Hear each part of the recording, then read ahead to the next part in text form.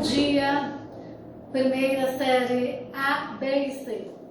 Eu estou com muita saudade de todos vocês, dessa correria da sala de aula, dos corredores, mas vamos lá. Pegam o cadernão de vocês, o livro de vocês, o 3, no capítulo 8, página 2. E vamos estudar o arcadismo ou o neoclassicismo. E vamos observar que essa estética literária se opõe ao barroco, à estética literária estudada anteriormente. Vocês viram que nós estudamos a poesia do Gregório de Matos Guerra, a lírica amorosa, a lírica religiosa ou a sacra, que eu analisei com vocês, e a poesia satírica.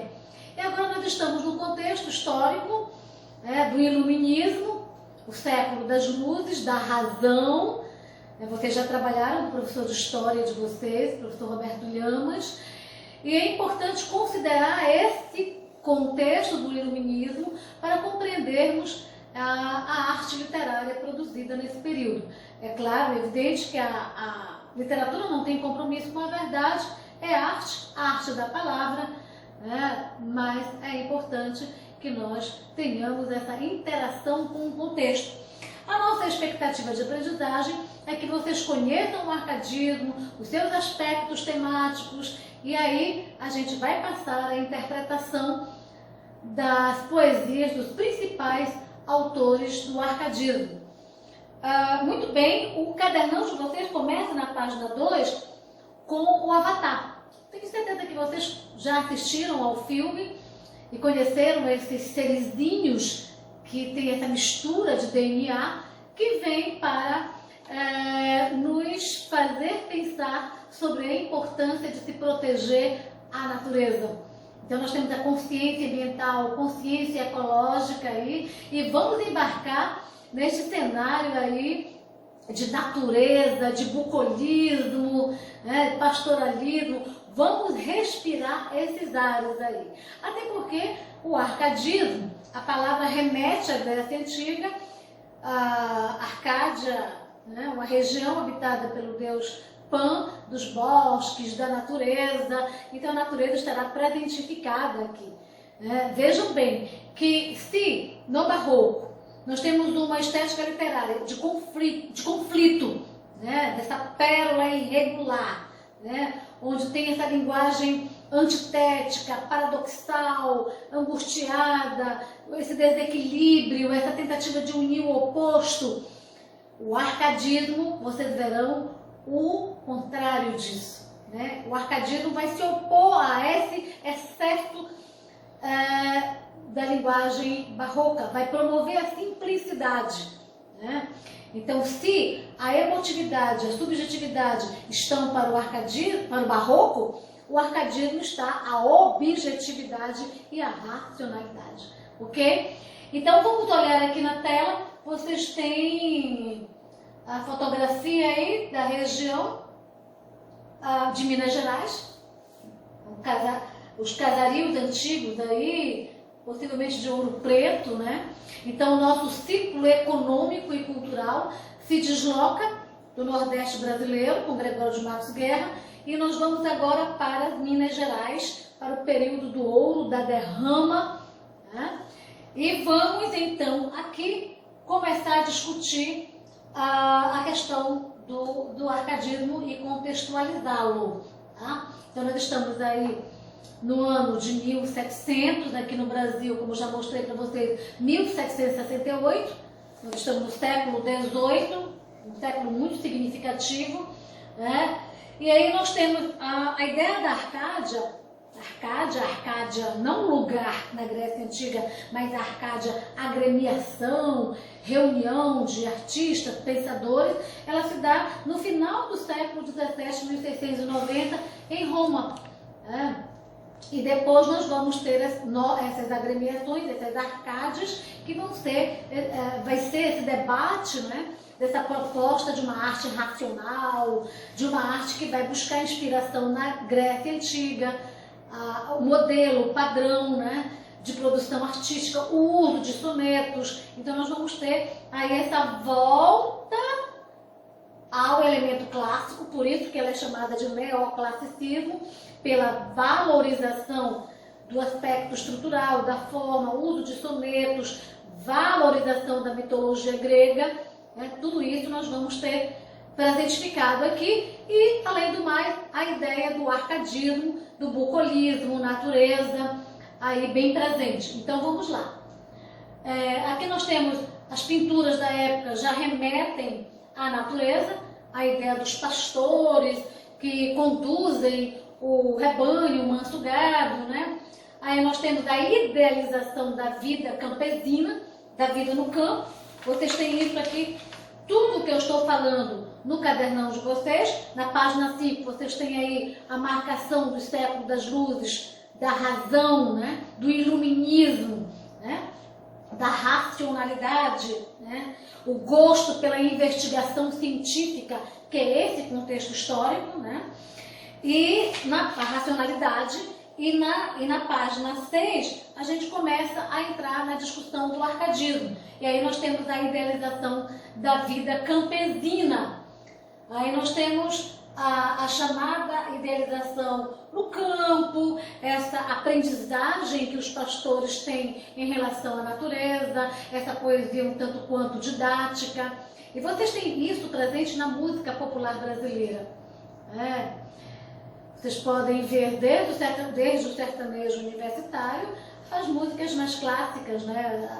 A chamada MPB. Vocês têm Eu Quero Uma Casa no Campo, e vocês têm Uma Casinha Branca. Eu queria ter na vida simplesmente um lugar de mato verde para plantar e para colher, ter uma casinha branca de varanda, um quintal e uma janela para ver o sol nascer. Então vocês têm aí esse contexto bastante campesino e valorativo do contexto do cenário bucólico, né?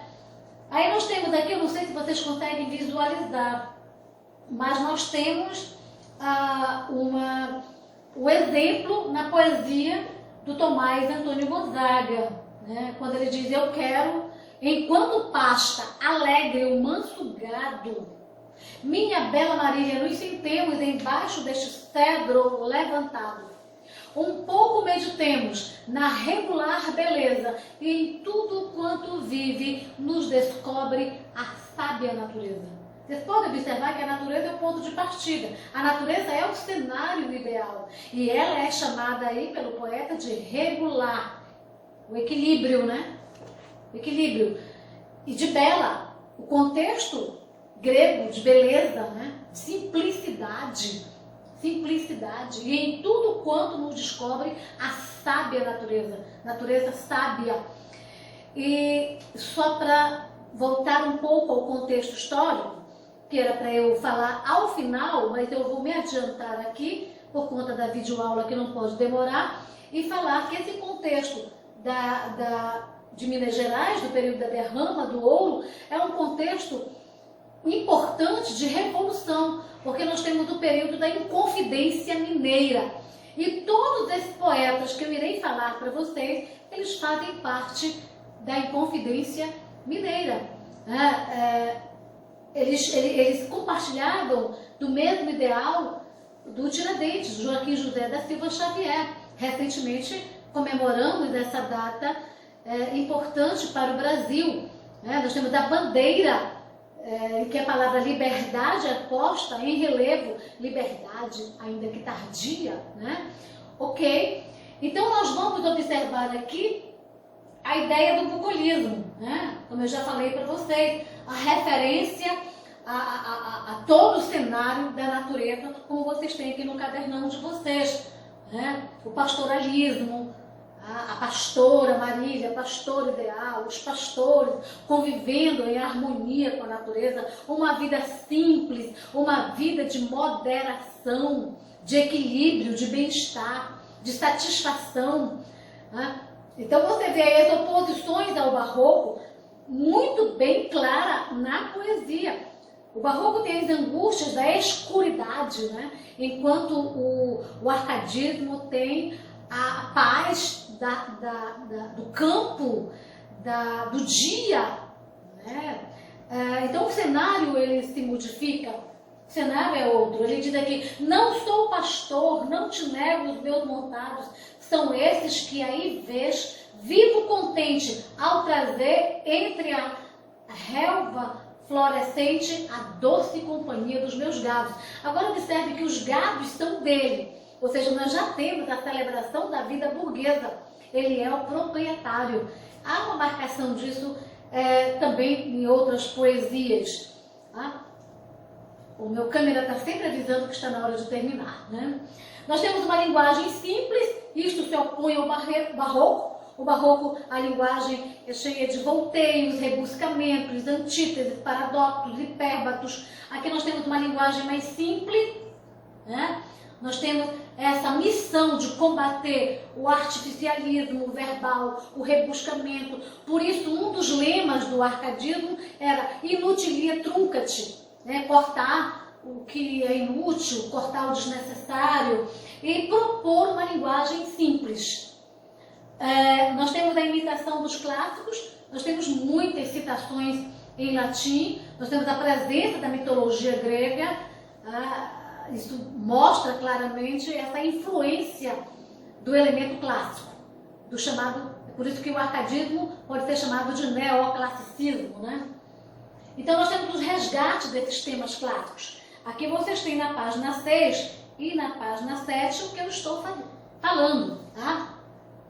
Aí nós temos fugere urbem, a ideia de fugir da cidade, a ideia de afirmar o campo como cenário ideal. Nós temos aurea mediocritas, a valorização das coisas cotidianas, simples, focalizadas sempre pelo bom senso, pela razão. Isso é importante. Tem uma música do Toquinho, penso eu, ele, na letra, é a sombra de um jatobá. Ele diz assim, poucas coisas valem a pena, o importante é ser feliz ou ter prazer. Longe de mim a inveja e maldade escondida na vida. Ou seja, a valorização dessa simplicidade. Aurea mediocritas, né? Locus amoenos, a caracterização do lugar ameno, do lugar prazeroso, satisfatório, que é a natureza. O locus amoenos contrasta com locus horrendos, que é um lugar de horror. Logo a cidade, né? O poeta chega a dizer que na cidade todo bem naufraga, só sobra, e no campo todo bem acresce, né? Aí nós temos inutilia truncat, já falei sobre isso para vocês, que é a eliminação dos excessos, dos exageros, a busca da simplicidade vocabular, né? E o carpe diem é muito importante, esse convite a viver o dia, né? A gozar o dia, experimentar o dia, sem os tormentos, mas viver o dia equilibradamente. Né? Por isso que na canção A Sombra de um Jatobá, do Toquinho que eu falei anteriormente para vocês, nós temos a seguinte frase, né? Hoje estamos nós em cena e não há tempo a perder. Ou seja, o dia é hoje, o tempo é hoje. Né? Façam a leitura que vocês se dispuseram a fazer hoje. Não percam tempo com tantas coisas que podem ser inúteis, né? Vamos dosar o tempo. Há tempo para tudo, desde que você consiga equilibrar tudo isso. Então o imperativo, a ordem é aproveitar o momento, aproveitar o dia, mas sabiamente, equilibradamente. Né? É uma visão, inclusive, epicurista do filósofo Epicuro, né? Nós temos um trecho aqui que creio eu que não dará para vocês lerem aqui na tela, né? Está muito pequeno, mas tem alguma coisa importante que é dito aqui no poema, quando ele diz: ah, não, minha Marília, aproveite-se o tempo antes que faça o estrago de roubar o corpo às forças e ao semblante a graça. Ou seja, o carpe diem. Agora tem um verso aqui sensacional, gente. As glórias que vêm tarde já vêm frias, né? Ou seja, aproveite o tempo, frutifique-o, porque o tempo que passa hoje não volta nunca mais. É essa a ideia dessa poesia que está na Lira 14 de Marília de Disseu, do Tomás Antônio Gonzaga. Não esqueça que esses poetas que estão no cadernão de vocês, eles participaram ativamente da Inconfidência Mineira. Uns foram presos, morreram, como Cláudio Manuel da Costa, citado na obra importante de uma escritora chamada Cecília Meirelles, que é do modernismo, que está no Romanceiro da Inconfidência, em que o suicídio do Cláudio Manuel da Costa é questionado, né? Ele deve ter sido assassinado, e o Tomás Antônio Gonzaga escreveu essa importante obra chamada Marília de Disseu, que tem uma divisão aí, né? A primeira parte muito Árcade, muito voltada para o campo, natureza, felicidade, e a segunda parte aí, já o poeta preso e em decorrência disso a tristeza, a solidão, a angústia, e já se presentifica aí o chamado pré-romantismo. Eu ainda tenho que apresentar para vocês o poeta português, né, Manuel Maria do Bocage. Vocês têm no cadernão de vocês, do Bocage, que a produção poética dele é muito mais pré-romântica do que propriamente neoclássica e Árcade. Mas existem poemas que têm essa temática relevante do arcadismo, que é um poema que tem no cadernão de vocês, onde ele fala das flautas dos pastores. Olha, Marília, as flautas dos pastores. Mas, contrastando com essa parte Árcade, ele tem a fala pré-romântica de dor, de angústia, subjetividade, sofrimento, solidão, emotividade, ok? Então vocês vão dar uma olhada no cadernão de vocês. Então esse assunto, é essa provocação que eu faço para vocês. Vamos lá no cadernão, vamos estudar e tirar as dúvidas nos nossos grupos. Até a próxima!